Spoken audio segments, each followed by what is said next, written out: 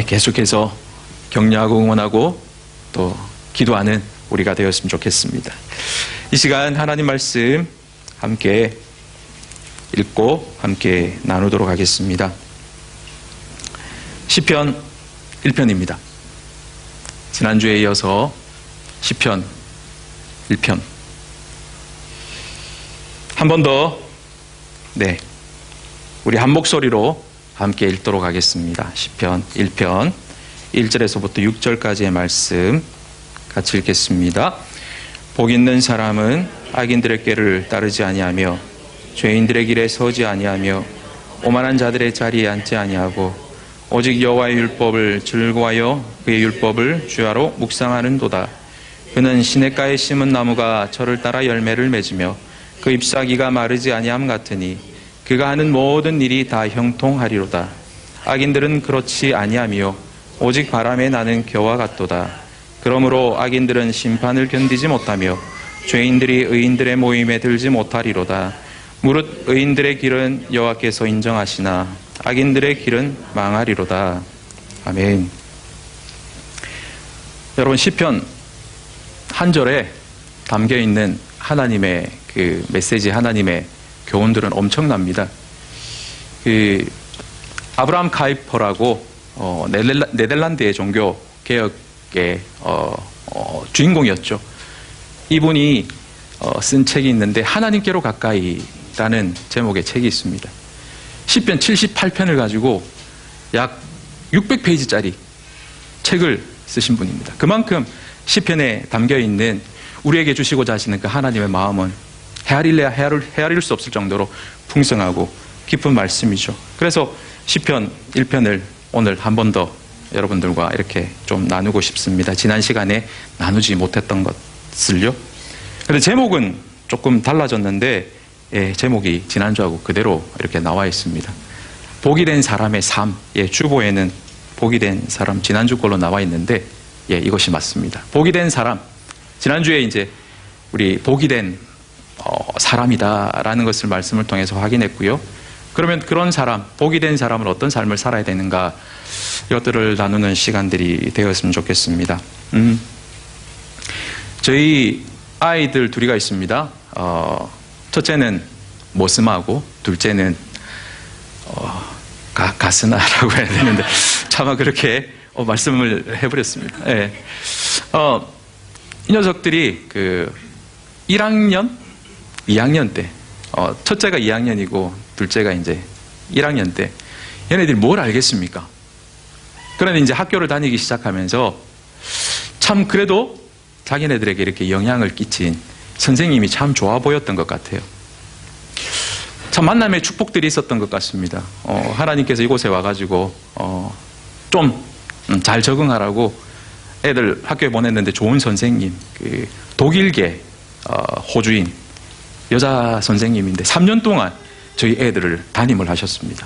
너무 좋은 영향을 끼치시고 잘 케어해 주셔가지고 지금도 계속해서 교제하고 계시는 선생님인데, 아무튼 이 선생님이 너무 보기 좋았는가 봐요. 그래가지고 이 녀석들이 한 번은 자기네들끼리 이야기를 합니다. 뭐라고 이야기하냐면, 저 경상도 사투리를 씁니다. 저희 애들도. 그래서 이렇게 합니다. 오빠를 부를 때 오빠야, 나 이렇게 이야기합니다. 오빠야, 이따 애가 와, 우리 학교 가기 전에 보니까 선생님이 벌써 와 있더라. 그러니까 이 큰 녀석이 고개를 끄덕끄덕 합니다. 맞다. 와, 우리 선생님 되게 부지런하지. 그럽니다. 그리고 또 이제 이 큰 녀석이 또 그렇게 맞장구를 칩니다. 와, 우리 집에 올 때도 선생님 계속 남아있더라.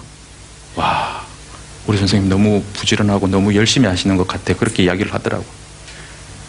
그런데 결론은 저희 딸내미가 이렇게 이야기를 합니다. 저는 그 이야기를 계속 듣고, 야, 얘네들이 뭔가 교훈을 주시는 그 선생님이 귀한 모델이 돼가지고, 야, 뭔가 되려고 하는갑다. 기대를 하고 들었습니다. 자, 딸내미가 아니나 다를까 이렇게 이야기합니다. 오빠야, 와, 우리 있잖아. 선생님은 절대 되면 안 되겠다 이러더라고요. 와, 깜짝 놀랐습니다. 그리고 한 번은 또 이제 이 애들이 어리면서 하는 놀이들이 있습니다. 저희 큰 녀석 같은 경우는 제가 이렇게 앞에서 설교하고 이렇게 찬양을 인도하고 하는 게 되게 좋았나 봐요. 그래서 이제 어릴 때 막 집에서 했던 놀이들이 그런 겁니다. 성경책을 이제 교회 막 마치고 가면 이제 성경책을 이렇게 펴놓고 있습니다. 자기가 이제 목사가 되어서 설교를 하려고 딱 서 있습니다. 그러면 저는 이제 그 자리에 앉아서 장집사가 됩니다. 집사가 돼서 말씀을 조용히 듣고 있습니다. 그러면서 나름 흉내를 잘 냅니다. 그러면서 이제 마지막에 그래 하민아, 목사님이 되는 것도 참 축복된 일이야. 너 목사 될래? 그러니까 전 내심 기대했죠. 2대째 이렇게 목사가 되는 것도 귀한 축복이기 때문에. 그러면서 하는 이야기가 아빠, 목사는 안 될 것 같아. 너무 오래 서 있어. 굉장히 단순합니다. 예. 이런 것들을 보면서 어떻게 보면 우리의 어떤 영적인 실상을 보는 것 같았습니다. 겉으로 드러나고 겉으로 이렇게 보여지는 그런 어떤 축복된 삶, 그죠? 그리고 어떤 영적인 수준에 오른 삶, 이런 것들을 보면 되게 부러워합니다. 그런데 그 길까지 이르기까지 이렇게 투자한 수고, 헌신, 이것들을 보면 와, 이거는 못하겠다, 힘들다, 이런 생각들을 가지는 어떻게 보면 우리의 영적인 실상이 그런 것이 아닌가 한번 생각들을 가져봅니다. 축복의 삶도 마찬가지입니다. 지난 주 설교를 마치고 한 분이 오셔가지고 말씀을 잘 들었다고 하시면서 그런 이야기를 하시더라고요. 시편의 말씀을 늘 이렇게 묵상하다 보면 우리의 현실의 삶과는 너무나도 갭이 큰, 너무나도 이상적인 그런 어떤 믿음의 삶을 살고 있는 그런 모델들을 보니까 굉장히 부담이 되고 그 간격이 너무 커서 감히 내가 이렇게 살 수 있겠나, 살아야지라는 마음보다는 그 갭의 큰 차이들 때문에 너무 지레 포기해버릴 때가 많았는데, 이 모델이 우리 예수님이구나, 우리의 늘 삶 가운데 가까이 하고 계시고 우리의 마음속에 모시고 계시는 그 예수님이구나, 그 예수님께서 그 삶을 살게 하시니 우리가 살 수 있겠구나, 이런 마음들이 다가왔다고. 그래서 시편의 말씀을 다시 새롭게 볼 수 있게 되었다고 그렇게 이야기를 해주셔서 너무 감사했습니다. 그렇습니다. 시편의 말씀은 계속해서 우리가 행할 수 없고 우리가 따를 수 없는 그런 어떤 위대한 믿음의 경지, 그것을 이야기하는 것이 아닙니다. 어느 누구나 그렇게 살 수 있고 그렇게 거룩을 이루어갈 수 있는 그러한 삶을 시편 기자는 우리에게 소개하고 말씀하고 있습니다. 그래서 오늘 특별히 시편 1편 한 번 더 지난주와 달리 조금 구체적으로 이렇게 보려고 하는데요. 시편 1편에서 시편을 연구하는 사람들은 그렇게 이야기를 합니다. 시편 1편 안에 인생의 가장 근본적인 세 가지 질문을 담고 있다라고 이렇게 이야기를 하고 있습니다. 첫 번째로 어디로 가고 있는가? 우리의 인생이 어디를 향해서 어떤 목적을 향해 가고 있는가? 이것들을 질문하고 있습니다. 그리고 두 번째는 어디에 서 있는가? 내가 지금 무엇을 하고 있는가? 그죠? 한마디로 그 사람이 지금 형성되어 있는 그러한 인격과 그리고 생각과 그 사람의 사람 됨됨이가 어떠한가, 이것을 시편 1편은 우리에게 질문을 던지고 있다는 것입니다. 그리고 또 세 번째로 늘 함께 있는 사람은 누구인가, 내가 어떤 환경 가운데 거하고 있는가. 어떻게 보면 이것은 우리의 미래를 결정짓는 것이죠. 내가 어떠한 영향을 받고 또 어떠한 생각을 하고 있고, 이러한 것들은 우리의 미래에 영향을 주는 이런 세 가지의 질문이 시편 1편에 담겨 있다라고 합니다. 자, 이 시편을 묵상하면서 이러한 질문들을 계속 우리 스스로에게 던지는 그런 시간들이 되었으면 좋겠습니다. 이러한 질문의 근거가 되는 그런 어떤 단어들이 시편 1편 1절에 나오고 있습니다. 우리 1절 말씀 같이 한번 읽어보도록 하겠습니다. 시작.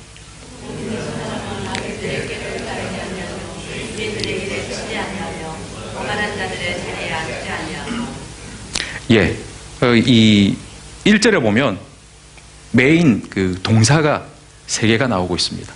한번 찾아보시겠습니까? 핵심이 되는 세 동사. 예, 이렇게 좀 주고받고 하는 시간이 되었으면 좋겠습니다. 네, 예. 자, 첫 번째, work. 그죠? 그리고 두 번째, stand. 그리고 그 다음에, sit. 예. 와, 정확하죠. 제가 조금 전에 말씀드렸던 그 세 가지 질문을 상징하는 굉장히 중요한 단어들이 등장하고 있습니다. work. 어디로 가고 있느냐. 그죠? 그리고 두 번째, stand. 어디에 우리의 인생이 서 있느냐. 그리고 또 지금 어디에 주저앉아 있느냐. 이것을 말씀하고 있습니다. 그런데 이 단어를 이제 부정적인 그런 어떤 단어를 부정적인 그런 의미에 먼저 비유를 하고 있습니다. 마치 그런 거죠. 여러분, 몸이 허약할 때 한약 같은 거 드시죠? 한약 같은 거 드실 때 약효도 이야기해 주지만 제일 먼저 처방해 주는 게 뭡니까? 먹지 말아야 될 것. 그죠? 섭취하지 말아야 될 것. 뭐 밀가루, 술, 담배 뭐 이런 것들은 여러분도 안 하시겠지만 마치 시편 1편을 하나님께서 우리에게 주실 때 먼저는 금해야 될 부정적인 것들을 말씀하십니다. 죄인의 이러한 자리, 이러한 길은 서 있지 말아야 돼. 가지 말아야 돼. 이렇게 말씀하고 있습니다. 자, 그렇게 먼저 부정적인 처방을 해주시면서 하시는 말씀이 무엇입니까? 악인들의 꾀라고 말씀하고 있습니다. 악인들의 꾀를 따르지 말라 이렇게 말씀하고 있죠. 여기서 꾀라는 단어는 조언, 그리고 권고, 권면 이러한 것들을 이야기하고 있습니다. 한마디로 악인들의, 악한 사람들의 그 권명과 그 좋아 보이는, 지금 당장에는 좋아 보이는 그런 어떤 세상적인 그런 지혜에 귀를 기울이지 마라. 그런 말씀들을 하고 있습니다. 한마디로 이것은 무엇을 말합니까? 오늘날 우리가 살아가고 있는 그 삶 속에서 우리가 경험하게 되는 여러 가지 가치관, 세계관, 인생관, 역사관 뭐 이런 것들 많이 있죠. 심지어는 과학에 대한 우리의 사고들조차도. 중요한 것은 이러한 것들 가운데 하나님을 부인하는 것들이라면 이것은 악인들의 꾀다라고 말씀하고 있습니다. 교묘하게 하나님을 거부하고 거역하게 만드는 그러한 생각들을 쫓지 말라 이렇게 말씀하고 있습니다. 여러분, 뭐 다른 건 예를 들지 않더라도 과학만 한번 생각해 보십시오. 과학. 50년 전의 과학이 지금도 그대로 유효합니까? 지금도 유효한 과학이 우리가 진리라고 착각하고 있는 과학입니다. 이것이 50년 후에도 그대로 진리, 그대로 사실일 것이라 믿고 있습니까? 아니죠. 과학도 계속해서 새로운 이론에 의해서 새로운 진리로 정립되어집니다. 그렇습니다. 성경은요, 하나님을 부인하는 인간의 모든 생각을 악인의 꾀라고 이렇게 말씀하고 있습니다. 그런 악인의 꾀를 접하지 마라. 걸어가지 마라. 이것은요, 약간 소극적인 그런 어떤 내용의 동사입니다. 그냥 접하지 마라. 가까이 가지 마라. 이렇게 이야기를 하고 있죠. 자, 두 번째로 죄인의 길. 그죠? 죄인의 길에 서지 말라 이렇게 말씀하고 있습니다. 죄라는 단어의 의미에 대해서 우리가 설교를 통해서 목사님들을 통해서 많이 배웠죠. 무엇입니까? 죄라는 그 히브리어 단어의 의미는 관역을 이렇게 활을 쏘아서 맞추는데 그 관역을 벗어나는 것, 하나님께서 하라고 하신 것들, 하나님께서 하지 말라고 하셨던 그 하나님의 명령을 불순종하는 것. 그래서 죄인의 길에 선다는 것은 하나님의 명령. 이제는 소극적이었는데 이제는 조금 더 적극적으로 막 변합니다. 처음에 죄를 지었는데 양심의 가책이 조금씩 이렇게 느껴졌는데 시간이 지나니까 이게 무뎌집니다. 그죠? 여러분, 저는 그런 생각을 합니다. 우리가 자그마한 죄를 지었는데 어떤 사람을 통해서, 그리고 어떤 환경을 통해서 그 죄가 드러나고 또 그것 때문에 굉장히 가슴이 아파지고, 어떻게 보면 이런 것들은 우리에게 축복이라고 생각합니다. 그게 점점 은밀히 숨어버리고, 그래서 습관화되어 버리고, 그리고 결국에는 이것이 어떻게 되어집니까? 죄의 결국은 사망이다라고 이렇게 말씀하죠. 하나님께서 명령하신, 그리고 하나님께서 우리를 통해서 행하라고 하신 것들을 이제 행하지 않는 것, 이것이 바로 죄인의 길에 선다. 길에 선다라는 것은요, 이제는 조금 더 적극적으로 변하여서 우리의 삶의 습관이 되어가는 것을 말씀하고 있습니다. 이러한 죄의 점진성을 시편 1편은 계속해서 이야기하고 있습니다. 자, 그렇다면 오만한 자의 자리, 이 오만한 자의 자리, 여러분, 교만보다 한 단계 위가 오만입니다. 교만은요, 내가 잘났다라는 것입니다. 그런데 오만이라는 것은요, 내가 잘남이 도가 넘쳐서 이제는 다른 사람들을 조롱하고 다른 사람들을 비판하는 자리에까지 나아간 것이 바로 이 오만한 자의 자리라는 것입니다. 이제는 습관이 지나쳐서 그냥 삶의 일부, 자기 자신을 드러내고 자기 자신을 과시하고 심지어는 그것 가지고 다른 사람들을 비하하고 조롱하고 경멸하고, 이것이 어떻게 보면 그냥 삶이 되어버린, 그렇죠? 이러한 악인의 자리, 오만한 자의 자리, 하나님께서 이렇게 말씀하고 있습니다. 여러분, 쫓다, 서다, 앉다, 이러한 것들을 통해서 죄를 설명하고 있습니다. 이것은 무엇을 설명하는 것입니까? 죄의 속성, 죄의 특성을 이렇게 말씀하고 있습니다. 어떤 특성요? 죄의 점진성, 그죠? 죄의 확장성, 이것을 말씀하고 있습니다. 죄라는 것은 우리가 단순히 발을 디뎌가지고 잠깐 빼면 되는 정도가 아니라 우리가 발만 담그기만 하면 우리도 모르게 우리의 속성 자체가 죄인이기 때문에 그냥 싹 휩쓸려서 쓸려갈 수밖에 없는 연약한 존재라는 것입니다.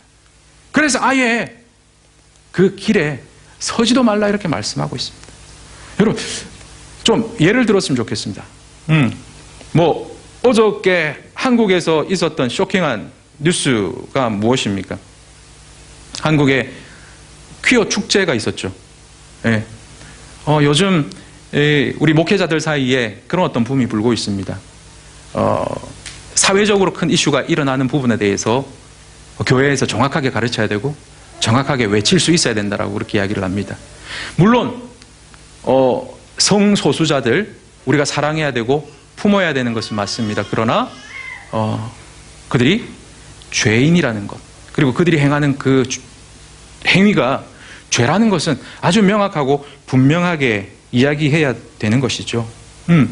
이 죄의 확장성, 이게 어떤 것이냐면 어떤 목사님이 그렇게 설명을 합니다. 한 번은 이제 목사님 아들이 이제 주일날 마치고 친구들하고 영화를 보러 가고 싶은데 아버지의 허락을 받기를 원했습니다. 그래서 아버지한테 아빠 허락 좀 해줘.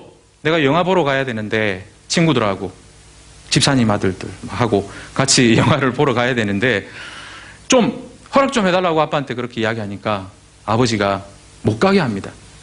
그러니까 얘가 지금까지 받아왔던 그 목사의 아들로서의 그 분통함이 이제 엑기스가 되어가지고 아버지한테 막 쏟아내기 시작하는 거죠. 난 너무 억울하다고. 나 아빠가 목사지 내가 목사냐고. 그러면서 왜 그게 안 되냐고 그렇게 목사님한테 화를 내고 따지는 겁니다. 그래서 이 목사님이 꾸짖어서는 안 되겠다 싶어가지고 이제 달래기 시작하는 거죠. 뭐라고 달래냐면, 이렇게 이야기합니다. 아빠가 좀 너무한지도 모르겠다. 갈 수도 있다. 네 말이 맞다. 주일날 영화 본다고 지옥 가는 것도 아니고 그 진리에 어긋나는 것도 아니다. 그런데 잘 들어봐라. 죄의 속성이 어떤 거냐면, 그리고 죄인의 속성이 어떤 거냐면, 하나를 허용하면 둘을 달라고 한다. 그리고 둘을 주면 또 속성이 뭐냐? 셋을 달라고 하는 것이 죄다라는 것입니다. 주일날 영화 보러 가는 것이 허락되면 그냥 진도가 거기서 끝나는 것이 아니라 이것을 확보했기 때문에 다음에는 더 크고 더 담대한 것으로 나아갈 수밖에 없는 것이 죄의 속성이다, 확장성이다, 이렇게 말씀하고 있습니다. 여기서 절제하지 않으면 결국에는 변질될 수밖에 없는 게 우리의 존재다라는 것을 그렇게 이야기합니다. 여러분, 청교도 정신으로 시작한 그 기독교 국가가 미국 아닙니까? 그 미국이 처음부터 동성 결혼을 합법화하고 한 것입니까? 아니죠. 50년대부터 여러분들 잘 아시죠? 플레이보이, 도색 잡지, 이런 것들이 아주 일상적으로 얼마나 처음에는 쇼킹했겠습니까? 그런데 그것에 대해서 점점 무뎌지는 것이죠.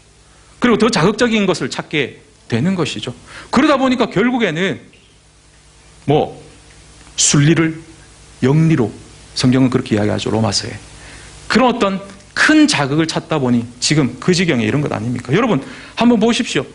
유타주에서는요 2013년인가요? 2013년에 일부 다처제를 허용했다라는 거 아십니까? 법으로.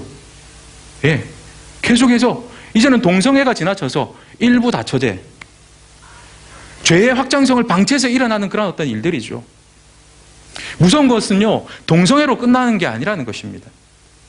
상상 초월하는 타락으로 확장되어진다는 것이죠. 여러분, 요즘 그 미국 크리스찬 잡지에 기고되는 글 가운데 어떤 또 움직임이 일어나고 있는 줄 아십니까? 이제는 다중혼을 이제 법안으로 올리려고 그렇게 계획을 하고 있답니다. 예를 들면 여자 2명에 남자 3명 이렇게 해서 한 가정을 이루는, 이걸 이제 법안으로 올리려고 하는 그런 어떤 운동이 일어나고 있다고 합니다. 심지어는 이것만 가지고 끝이지 않습니다. 여러분들 솔직히 우리가 부끄러워서 말을 못해서 그렇지 더 끔찍한 일도 일어나고 있잖아요. 심지어는 소아, 성애자, 이것도 어떻게 이야기합니까? 개인의 성적인 취향이라고 이야기합니다. 그렇게 하면서 이것을 합법화하려고 하고 있습니다. 이것뿐입니까? 더 민망한 것, 유럽 쪽에서는 어떤 일이 일어나고 있는 줄 아십니까? 도저히 이 자리에서 말을 하지 못하겠습니다. 이제는 사람과의 관계가 아닙니다. 이것조차도 개인의 취향으로 법안으로 자기의 그런 권리를 주장하는 지경까지 이르고 있다는 것입니다. 어디까지 이 죄악이 타락할지 모르는 그 지경에 있습니다. 다른 게 아니라 바로 우리들이 거룩한 척하고 앉아있지만 바로 저와 여러분의 속성 가운데 내면 안에 그런 어떤 죄악의 괴물들이 자리 잡고 있다는 것입니다. 그래서 하나님께서는 이런 환경 가운데 근처도 가지 마라, 제발 좀, 그러면서 시편을 말씀하고 있는 것이죠. 보십시오. 한번 보시면 복이 있는 자는 단수를 사용하고 있습니다. 그런데 악인들이 처해 있는 환경들은 계속해서 복수를 사용하고 있습니다. 그죠? 우리가 지금껏 살아왔던 환경이 지금만 그런 것이 아니라 태초부터 인간이 타락할 때부터 그런 환경들은 계속되어 왔다. 죄가 관영한, 그래서 다수의 죄인들 가운데 의로운 소수들이 살아갈 수밖에 없는 그런 환경이었다. 그렇게 말씀하고 있죠. 그래서 집요한 그 죄의 환경 가운데 놓여 있지만 그럼에도 불구하고 그 가운데 죄인의 다수 속에 의로운 소수, 의로운 길을 꿋꿋하게 걸어간 소수들이 있는데 그들이 바로 하나님의 복된 자들이다. 이렇게 말씀하고 있습니다. 그러면서 이어서 이제 복된 의인에 대해서 말씀하고 있죠. 자, 한번 읽어보았으면 좋겠습니다. 하나님께서 2절 말씀에 자, 그런 환경 가운데서 꿋꿋하게 의인의 길을 걸어가고 있는 자가, 복된 자가 어떤 자들인가? 2절 말씀 같이 또 한번 읽어보겠습니다. 시작. 오직 여호와의 율법을 즐거워하여 율법을 주야로 묵상하는 자로다. 오직 여호와의 율법을 즐거워하여 그 율법을 주야로 묵상하는 자로다. 여러분, 여기서 즐거워하다, 하나님의 말씀, 여러분들 하나님의 말씀을 즐거워할 수 있는 여러분들 되시기를 주님의 이름으로 축복합니다. 예배의 자리를 기뻐할 수 있는 여러분들 되었으면 좋겠습니다. 여러분, 이 즐거워하다라는 그 원어의 의미가 어떤 단어를 사용하고 있는 줄 아십니까? 남자가 여자를 사랑할 때 사용하고 있는 그 단어를 사용하고 있습니다. 하나님의 말씀을 그처럼 여러분들 사모하십니까? 저 이런 이야기를 할 때마다 저는 저희 아내하고 결혼할 때 어디든지 이제 가서 하는 이야기가 100일 철야를 해서 만났습니다. 여러분들 100일 철야하니까 이렇게 가슴에 안 와닿으시죠? 철야라는 게 그냥 100일 동안 잠 안 자고 기도하면서 저희 아내하고 만났습니다. 별로 놀라지 않으시네요? 한 1000일 정도를 이렇게 철야를 하시면서 다 만나신 분들 같은데요. 네. 그런 마음들을 가지고 사랑하셨구나. 제가 죄송합니다. 네. 그러면서 기도하는 시간이 너무 즐거웠고요. 물론 그 하나님과의 만남이 즐거웠습니다. 그런데 그 시간에 저희 아내도 그 옆방에서 100일 동안 철야를 같이 하고 있었습니다. 저는 제가 섬겼던 교회 담임 목사님한테 끌려가가지고, 그리고 또 저희 아내는 또 담임 목사님 사모님한테 끌려가가지고 너희들 좀 기도 좀 해야 되겠다 하면서 그렇게 100일 동안 철야를 자의반 강제반으로 그렇게 철야를 해서 그렇게 결혼에 이렇게 성공한 그런 어떤 저희 부부인데요. 그 시간이 너무 즐거웠습니다. 여러분 한번 생각해 보십시오. 다른 사람들 다 자는 시간에 기도하고 나가는 게 얼마나 서글픕니까? 그죠? 서글픕니다, 진짜. 한번 해보십시오. 막 잠은 막 쏟아지는데 어깨는 천근만근인데 기도의 자리에 나가는 것, 진짜 그 유혹들이 보통도 아닙니다. 그런데 첫 번째는 하나님입니다.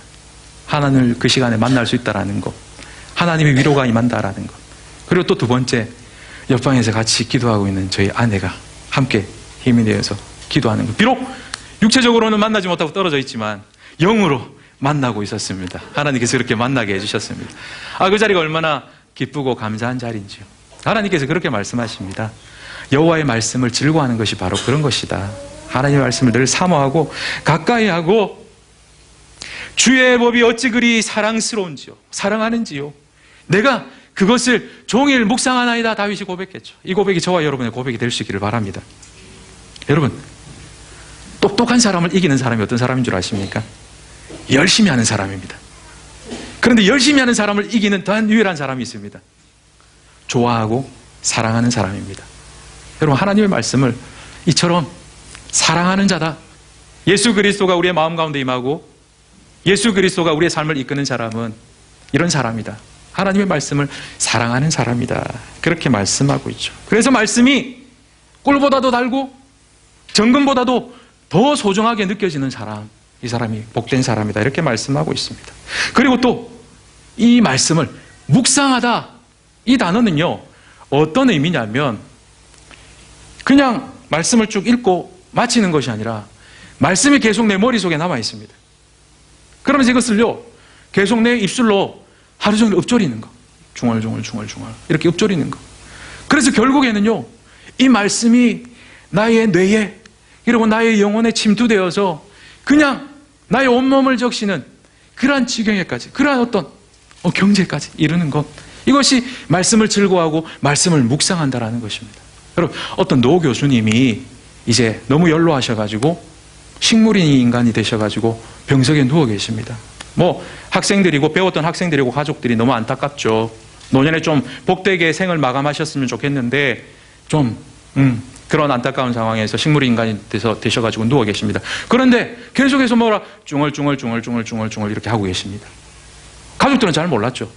그런데 이 교수님의 제자가 교수님을 병문안 와가지고는 기도를 하는데, 가까이 귀를 대고 교수님께 기도를 하는데 어디서 많이 듣던 소리예요. 뭐냐면 무의식 가운데 식물인간이 되셨는데도 이 노 교수님이 평상시에 외우고 계셨던 히브리어로 시편 1편을 암송하고 계셨대요. 계속해서 우리의 의식이 정제가 된 순간에도 무의식은 살아서 계속해서 하나님의 말씀을 기억하는 것. 또 제가 아는 한 권사님, 이 권사님이 치매에 오셨습니다. 치매에 오셔가지고 가족들이 너무 안타깝죠. 더 안타까운 것은요 자녀들을 알아보지 못한다라는 것입니다. 그래서 아들이 막 이렇게 오면은 어서 오세요 이렇게 이제 가게를 하셨는데 손님처럼 이렇게 대하고요. 그러니까 막 이 자녀들이 막 가슴이 아파 미칩니다. 그런데 더 겁나는, 더 두려운 것이 있었습니다. 행여나 우리 엄마가 권사님으로 교회를 잘 섬기고 하나님을 너무나도 사랑했는데 마지막에 이 치매 때문에 예수님을 부인하고 하나님을 모른다면 어떨까? 그게 너무나도 걱정이 됐던 것이죠.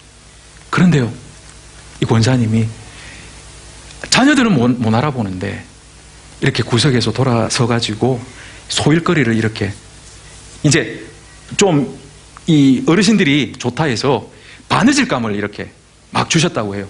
어떻게 바느질감을 주셨냐면 양말 좀 이렇게 오래된 것 있죠. 그거 전부 구멍을 다 냈답니다.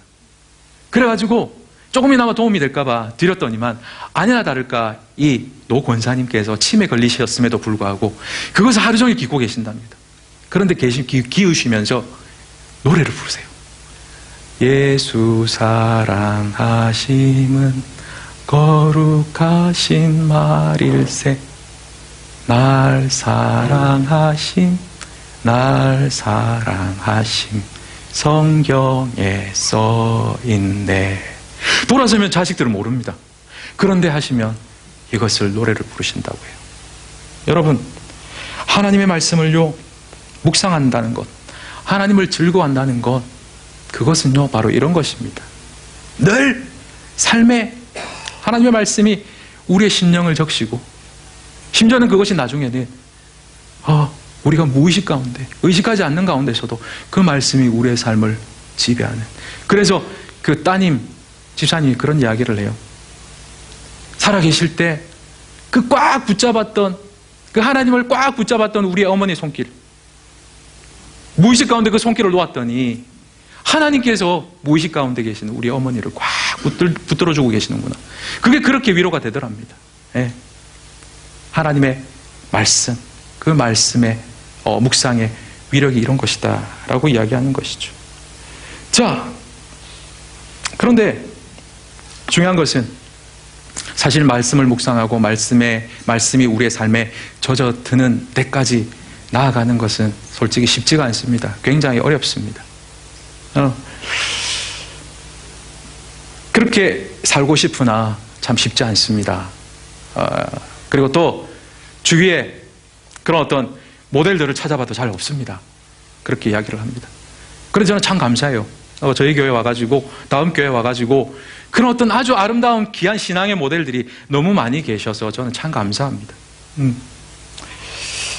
아파트에 이런 종이가 붙어 있었습니다. 아파트에 어떤 종이가 붙어 있었냐면 막 젊은 사람들이 어르신들한테 인사를 안 했던 것 같아요. 그랬더니만 굉장히 지혜로운 어떤 어르신이 글을 이렇게 적으셨습니다. 우리 젊은 친구들이 배운 바는 있으나 본 바가 없어서 인사를 잘 못하는 것 같다고. 무슨 말입니까? 우리부터 먼저 인사합시다. 그죠? 배운 것이 봄이 될 수 있도록, 그리고 그 봄을 통해서 실천할 수 있도록 우리가 먼저 인사합시다. 그렇게 글을 그렇게 적으셨다라고 해요. 그렇습니다. 우리가 배우고 아는 것들 또한 우리가 보기를 원하는데 그 모델이 바로 이 시편 1편에 그대로 담겨있다. 그리고 성경에 담겨있다. 지난 시간에 말씀드렸죠. 그분은 바로 예수 그리스도시다. 이것을 말씀합니다. 우리는 예수 그리스도의 삶에 대해서 배웠고요. 그리고 또 그분이 이 땅 가운데 오신 그 삶을 또한 말씀을 통해서 우리가 확인하고 보았습니다. 바로 이것 때문에 예수님께서 인간의 몸을 입고 이 땅 가운데 오신 것입니다.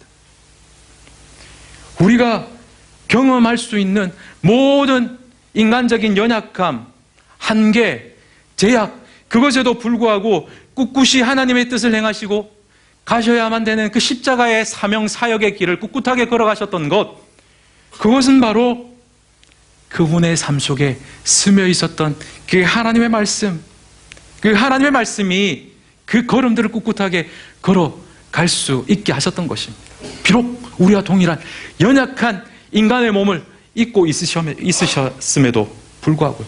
여러분, 대표적인 사건이 바로 40일 금식 후에 광야에 나가셨던 그 예수님의 그 사건 아닙니까?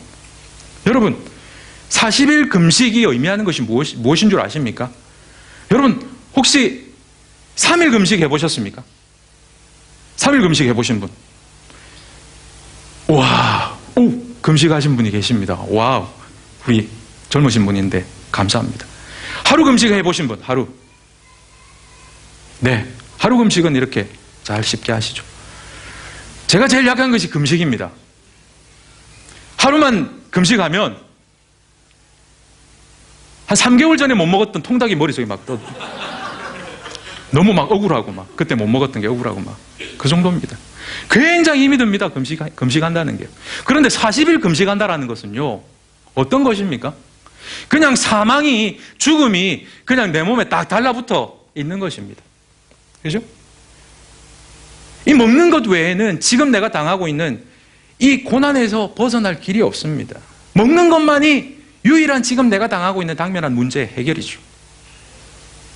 어떻게 보면 우리가 삶을 살아가면서 우리에게 다가오는 시련, 이런 것이 아닌가.